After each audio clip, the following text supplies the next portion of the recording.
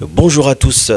Maintenant, vous savez très bien que nous faisons une série d'émissions sur la conscientisation et la sensibilisation de peuple congolais et pourquoi pas de peuple africain avec Freddy Moulumba qui est politologue mais également directeur général adjoint de la RTNC et écrivain. Aujourd'hui, nous allons parler de ces mutations, de ces fractures au niveau de l'ordre international libéral. Parce que le chef de l'État congolais, Félix Tshisekedi, a dit à la tribune des Nations Unies le 26 septembre 2019 que nous vivons aujourd'hui une crise profonde de l'ordre international libéral. Avant de voir les aspects africains et congolais, comment interprétez-vous ces crises que nous vivons aujourd'hui, une crise et cette mutation profonde au niveau de l'ordre international libéral? Adam, je pense que le président Tshisekedi a vu juste. L'ordre libéral mis en place depuis 1985 est en difficulté, est en crise, tend vers sa disparition. Il y a d'autres puissances qui émergent, qui remettent en cause l'hégémonie occidentale que l'Amérique a portée. Mais il fallait au-delà. Nous vivons des grandes ruptures. D'abord, la première grande rupture, c'est la rupture civilisationnelle. Pendant 5 siècles, l'Occident a imposé ses valeurs au reste du monde. L'Occident a organisé ce monde par rapport à sa vision. Cette façon de s'imposer est arrivée à la fin. Il y a d'autres civilisations qui émergent. Vous avez la civilisation aujourd'hui qu'on peut appeler chinoise ou bien asiatique. Vous avez la civilisation musulmane. Vous avez la civilisation hindoue. Vous avez d'autres civilisations. Vous avez la civilisation africaine qui ne partagent pas les mêmes valeurs que l'Occident. Donc, ces civilisations qui ont vécu, qui ont été oubliées, émergent. Et en émergeant, ça a modifié aussi, en quelque sorte, la géopolitique. Pendant, on peut dire 70 ans, l'Occident, avec l'Amérique, a imposé l'ordre international libéral. Donc, basé sur leurs propres valeurs, démocratie, capitalisme, marché, l'individualisme. Aujourd'hui, cet ordre est arrivé à la fin parce qu'il y a d'autres puissances qui ont émergé, qui est la Chine. Donc, on peut parler de manière générale des BRICS. Donc, nous sommes dans une incertitude. On ne sait pas quel sera le monde de demain. Mais ce qui est vrai, ça sera un monde multipolaire. On ne sait pas quand ça sera stable. Donc, il est en train de se mettre en place plusieurs ordres qui vont s'affronter. La Chine vient de proposer au monde aujourd'hui ce qu'on appelle une ceinture, une route. C'est un projet mondial. La Chine parle de gagnant-gagnant.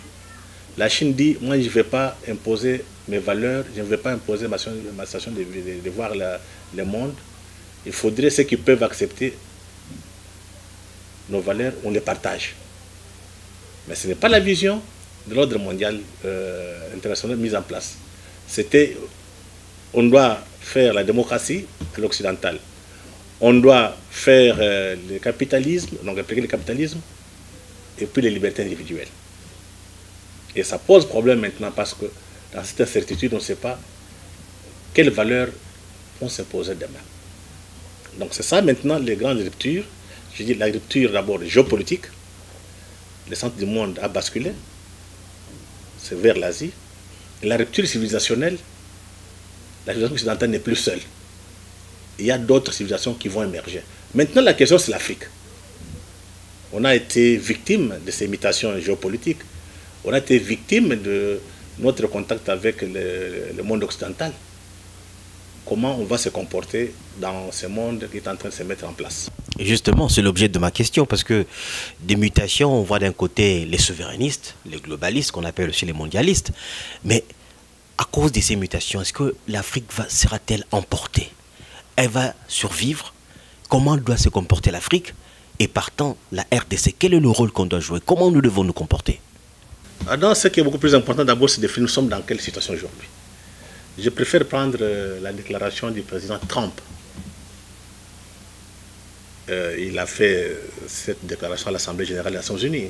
Je pense qu'il y a eu beaucoup de polémiques entre Européens et Américains qui n'ont pas la même vision du monde. Trump dit ceci: l'avenir n'appartient pas aux mondialistes, mais aux patriotes. L'avenir appartient aux nations souveraines et indépendantes qui protègent leurs citoyens, respectent leurs voisins, respectent les différences qui rendent chaque pays spécial et unique. Ça signifie qu'il y a une grande rupture. Donc nous sommes en face de deux forces. D'abord les forces mondialistes qui estiment qu'il faut un gouvernement mondial qui doit gérer le monde. Et ça c'est porté par ce qu'on appelle les globalistes néolibéraux. Maintenant vous avez des souverainistes qui pensent qu'il faut d'abord défendre les intérêts de leur peuple, de leur pays, parmi lesquels on peut voir Trump, on peut voir le président Xi Jinping, et puis aussi, comment on appelle, le président Poutine. Et ce sont les deux forces qui s'affrontent actuellement. Et vous allez voir, en dehors de cette rupture, cette cassure, hein, cet affrontement entre mondialistes et souverainistes, il y a aussi un deuxième affrontement entre les nouvelles puissances qui émergent, les anciennes, donc les puissances occidentales. Et maintenant, nous, on va faire comment? C'est la question qui est quand même importante. Je pense que la première chose à faire, c'est tirer les leçons de l'histoire. Je pense que l'Afrique, tout le monde, le Congo, a quand même une certaine histoire. Pourquoi on a été battu? On a été battu parce qu'on était très faible. On nous a imposé les valeurs des autres jusqu'à aujourd'hui. Mais le monde qui se fonde demain, on n'a pas encore défini quelles valeurs vont diriger ce monde, quelles sont les règles et les normes. Mais quelle est notre participation à ce monde? Voilà pourquoi il faut faire appel aux écrits, aux idées de Kwame Nkrumah. La construction des États-Unis d'Afrique, doublée du panafricanisme. Mais cette construction ne doit pas faire d'en haut, comme les hommes politiques ou les penseurs le faisaient. Il faut que ça parte d'en bas, entre populations, entre peuples qui se connaissent. Et comment on peut les construire? À travers l'histoire commune, l'histoire africaine commune, à travers certains philosophes communs que les Africains connaissent. C'est comme ça qu'on peut développer certaines consciences, certaines valeurs qui peuvent nous permettre de peser dans ce monde en pleine construction, dans cette nouvelle ordre mondiale qui se met en place, qui sera multipolaire. Peut-être que ce sera sur base de civilisation. Parce que ce que les musulmans pensent n'est pas seulement ce que les chrétiens pensent, ce que les bouddhistes pensent, n'est pas seulement ce que les hindouistes pensent. Donc il faut tout ça, l'Afrique doit produire ses propres pensées. Il y en a déjà, il faut maintenant que les Africains apprennent ça. Et au bout de tout ça, c'est construire les États-Unis d'Afrique. Quand on est très fort, on est unis, il y a moyen de faire face aux autres civilisations, aux autres puissances. Et n'oubliez pas, ça c'est le cas du Congo, le Congo a une mission spéciale. Il faut que les Congolais comprennent. Par rapport à notre dimension, nous sommes un grand pays au cœur de l'Afrique. Nous avons toutes les richesses.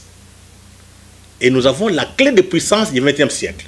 Si l'Afrique veut être puissante, elle doit baser sa vision sur ce que je parle, le cobalt congolais.